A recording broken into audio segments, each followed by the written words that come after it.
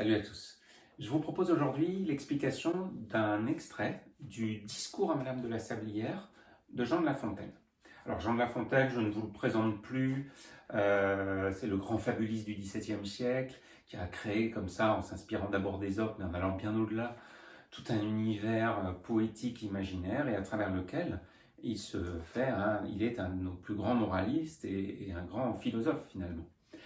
Alors, justement, dans ce discours à Madame de la Sablière, qui se prolonge d'ailleurs par une fable, j'ai oublié son nom, oui, les deux rats, le renard et l'œuf, euh, eh bien, il contredit la thèse de Descartes, qui est un philosophe du XVIIe siècle, selon lequel l'animal n'était qu'une machine. La Fontaine résumait l'idée de Descartes en disant Descartes pense que la bête est une machine, qu'en elle tout se fait sans choix et par ressort. Voilà. Et donc La Fontaine n'est pas du tout d'accord avec ça, et il va essayer d'en convaincre Madame de la Sablière, une de ses protectrices, dans ce discours en forme de fable, ou dans cette fable en forme de discours. Alors on l'écoute. Descartes va plus loin et soutient nettement qu'elle ne pense nullement. Vous n'êtes point embarrassé de le croire, ni moi. Cependant, quand au bois le bruit des corps, celui des voix n'a donné nul relâche à la fuyante proie, qu'en vain elle a mis ses efforts à confondre et brouiller la voix, l'animal chargé d'ans, vieux cerf et de 10 corps, en suppose un plus jeune, et l'oblige par force à présenter au chien une nouvelle amorce. Que de raisonnements pour conserver ses jours! Le retour sur ses pas, les malices, les tours, et le change et sans stratagème, digne des plus grands chefs, digne d'un meilleur sort. On le déchire après sa mort, ce sont tous ses honneurs suprêmes.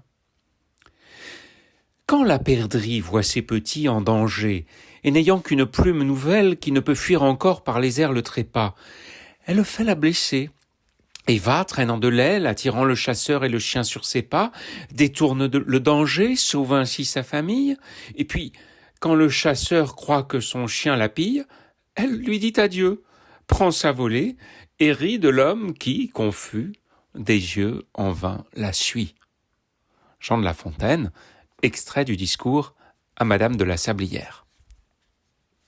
D'abord, on repère les grands moments du texte. Premier moment des vers 1 à 4, 1 à 4, oui. Il rappelle quelle est la thèse de Descartes. Puis des vers 5 au vers 17, eh bien, il énonce une première anecdote, il raconte une première anecdote qui va invalider la thèse de Descartes, celle du grand cerf, et puis dans une dernière partie, il ajoute une nouvelle anecdote, celle des perdrix. Alors, qu'est-ce qu'on va essayer d'étudier à travers notre explication? C'est comment, tout simplement, il met ces deux exemples, ces deux anecdotes animalières, au service de l'argumentation, au service comment il les utilise pour nous persuader que Descartes se trompe finalement, et que les animaux ont une sensibilité et une intelligence. Allez, on se lance. Alors, je lis le début. Donc, Descartes va plus loin et soutient nettement qu'elle ne pense nullement. Alors, j'ai coupé parce que le discours à Madame de la Sablière est très long. Donc, quand c'est le elle ici désigne les bêtes, la bête, elle ne pense nullement.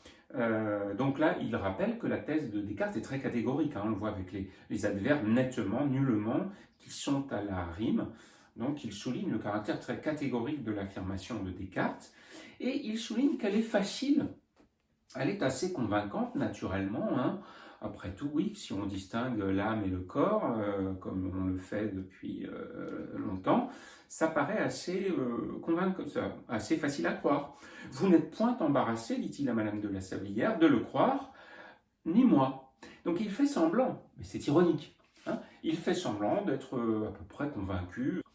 Et justement, c'est tout l'art de La Fontaine, et c'est toute la petite nuance d'ironie, il ne va pas la contredire de manière frontale, il va juste proposer des petites anecdotes qui vont finalement invalider cette thèse, et ce sera au lecteur, comme toujours chez La Fontaine, il nous laisse, justement, c'est ça la fable, c'est à nous de chercher l'idée. Donc, cependant, quant au bois, le bruit des corps, celui des voix, n'a donné nul relâche à la fuyante proie. Quand en vain il a mis ses efforts à confondre et brouiller la voix, qu'est-ce que vous observez ici? Il y a une longue subordonnée circonstancielle de temps qui décrit finalement la traque dans la chasse à courre. Et on ne sait pas encore quel est l'animal qui est poursuivi. Le mot l'animal chargé dans le sujet de la phrase de la proposition principale n'arrive qu'au vers 9. C'est-à-dire que, et ça c'est encore une fois l'art de La Fontaine, dans la construction même de la phrase, il reproduit l'impression de traque, la chasse, la longue traque du cerf. Et dans il a l'art aussi de nous, en quelques mots, de nous plonger dans l'univers de la chasse à courre. Alors c'est un univers qui ne nous est plus tellement familier, mais on entend il y a des bruits, le bruit des corps, les voix des chiens, les aboiements, et on entend presque dans le vers tous les bruits. D'ailleurs, il y a une rime qui revient, non pas 2 fois, mais elle revient même 5 fois. Bois, voix, proie, voix. C'est comme si on entendait presque les aboiements des chiens, j'ai envie de dire. Voilà. Et donc, arrive le cerf. Alors, dans le texte, l'animal chargé d'ans, vieux cerf et de 10 corps. Alors, regardez comme ce cerf, regardez comment il est évoqué, ce cerf. L'animal chargé d'ans, vieux cerf et de 10 corps. Déjà, sa seule qualification occupe tout le vers. Voilà, occupe tout l'alexandrin. C'est-à-dire il y a comme une majesté de cet animal. L'animal chargé d'ans, vieux cerf et de 10 corps, avec ses appositions là. Et on nous dit bien, il est 10 corps, il est vénérable. Et donc on a presque, avec ce rythme éternel, l'animal chargé d'ans, vieux cerf et de 10 corps, dans le rythme même, on a même l'impression de voir sa démarche majestueuse, sa démarche vénérable. Donc il en suppose un plus jeune et l'oblige par force à présenter au chien une nouvelle amorce. Donc là, on voit le stratagème du cerf, c'est-à-dire qu'il demande à un plus jeune d'apparaître sur le chemin pour que les chiens se détournent de lui, et le jeune cerf est plus susceptible d'échapper au chien. Et là, admiration de La Fontaine, que de raisonnement pour conserver ses jours. Donc là, voilà, il met en valeur par l'exclamative toute l'intelligence du cerf qui a imaginé une ruse, en quelque sorte, pour échapper à ses poursuivants. Et donc il va détailler tous les aspects de cette ruse. Le retour sur ses pas, les malices, les tours et le change, et sans stratagème. Regardez cette énumération qui met en valeur l'intelligence, la réflexion du cerf. Les malices, les tours, donc là on a en plus des pluriels. Et ensuite, dans le vers suivant, et le change, et sans stratagème. Et là, on a une hyperbole, sans stratagème. Et une polysynthète avec le et. Tous ces procédés d'écriture mettent en valeur l'extrême intelligence du cerf. Et il finit par louer le cerf, par en faire l'éloge, en le comparant au plus grand chef guerrier de l'histoire. Il est digne des plus grands chefs. Et regardez, digne des plus grands chefs, digne d'un meilleur sort, on a un parallélisme là qui va faire ressortir l'injustice. Parce que ça n'est pas suggéré, mais il y a une opposition. Digne des plus grands chefs, digne d'un meilleur sort. C'est-à-dire qu'il y a une opposition entre sa dignité et le sort qu'on lui réserve, qui est d'être dépecé si on l'attrape. Et d'ailleurs, il met en valeur ce contraste brutalement. On le déchire après sa mort, ce sont tous ses honneurs suprêmes. Donc voilà, déchirer honneur, il y a là une espèce d'opposition entre le sort qui lui est réservé et le sort qu'il mériterait. Et dans la juxtaposition de ces deux phrases, il y a une ironie, parce que La Fontaine ne dit pas l'idée, mais il nous la fait comprendre. On le déchire après sa mort, ce sont tous ses honneurs suprêmes. Il fait évidemment le blâme de la chasse à courre. Voilà. Donc, on a eu cette première anecdote, j'ai envie de dire, alors, ces anecdotes ici, c'est pas tout à fait des fables du coup, puisque c'est pas, les animaux ne sont pas des allégories. Je regarde le temps qui passe, ça va. Les animaux ne sont pas ici des allégories, ils sont pris pour eux-mêmes, ils sont racontés pour eux-mêmes, mais on voit bien que ici, ces petits récits, ces petites évocations, sont des anecdotes à valeur persuasive, à valeur argumentative. Ce que dans la rhétorique latine, on appelait des exemplum, c'est-à-dire une expérience, mais qui a pour but de soutenir une argumentation ou une entreprise de persuasion. Alors, il va rajouter un exemplum, justement. hein, et il va rajouter, donc il va additionner, voilà, une preuve de plus de l'intelligence des animaux. Et il choisit ces animaux intelligemment, c'est-à-dire il a pris un très grand animal, mais il va en prendre maintenant un tout petit pour montrer que tout le règne, tous les animaux sont intelligents finalement. Hein. Alors, on passe à la perdrix. Quand la perdrix voit ses petits, alors déjà, voilà, là encore, tout l'art de La Fontaine, de donner à voir en quelques mots. Hein. Regardez comme La Fontaine joue de la taille des vers ici. On avait plutôt des alexandrins pour nous parler des alexandrins ou des octosyllabes pour nous parler du cerf. Hein. On passe à la perdrix, on passe à un moment, après on va revenir à l'alexandrin, mais à des vers tout petits. Quand la perdrix, on a un vers de 4 syllabes. Hein, voit ces petits 4 syllabes. Hein. Donc on a presque l'impression de voir le petit animal là qui s'agite, avec ses mouvements très, très rapides. Hein. Et puis en plus, on a l'allitération, hein, l'assonance, par exemple. La perdrix voit ses petits. Hein, on a presque l'impression de l'entendre. Hein, c'est son petit cri là. Hein, voilà.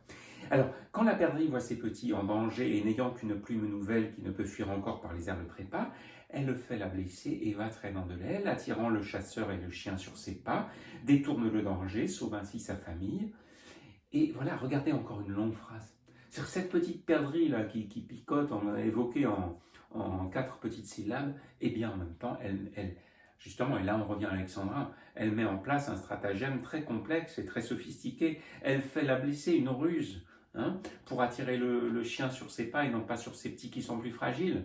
Hein. Elle fait la blesser, comme ça le chien va aller vers elle, les petits seront sauvés, ils auront le temps de fuir, et elle, qu'est-ce qu'elle va faire dès qu'il approche? Elle se réveille, hein, et elle s'envole, puisqu'elle, elle peut voler. Donc, et puis quand le chasseur croit que son chien la pille, elle lui dit adieu, prend sa volée et rit de l'homme. Alors là, ce qui est intéressant, c'est que la perdrix, on ne peut pas dire que les animaux soient personnifiés ici, ils sont pris pour eux-mêmes, puisqu'il s'agit de montrer justement que l'animalité est intelligente, ils ne sont pas personnifiés.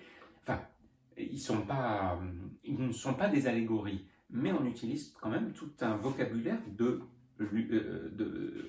l'humanité. Hein, on nous dit qu'elle sauve sa famille, elle lui dit adieu, elle rit. C'est-à-dire que c'est justement ces personnifications quand même au niveau purement la figure de style permettent de montrer que la perdrix est digne, son intelligence est digne de celle des êtres humains. Et regardez, même elle se moque des êtres humains, parce que, et là La Fontaine le montre à travers un contre-rejet, un enjambement, un contre-rejet. Regardez au vers 26. Elle lui dit adieu, prend sa volée et rit, hop, contre-rejet. Et rit de l'homme qui confus des yeux en vain la suit. Donc ce contre-rejet, il fait sentir le désarroi de l'homme, hein, qui est pris, qui est trompé par la perdrix et qu'elle a un petit peu, en quelque sorte, ridiculisé. Donc voilà. Eh ben, écoutez, on a expliqué cette fable.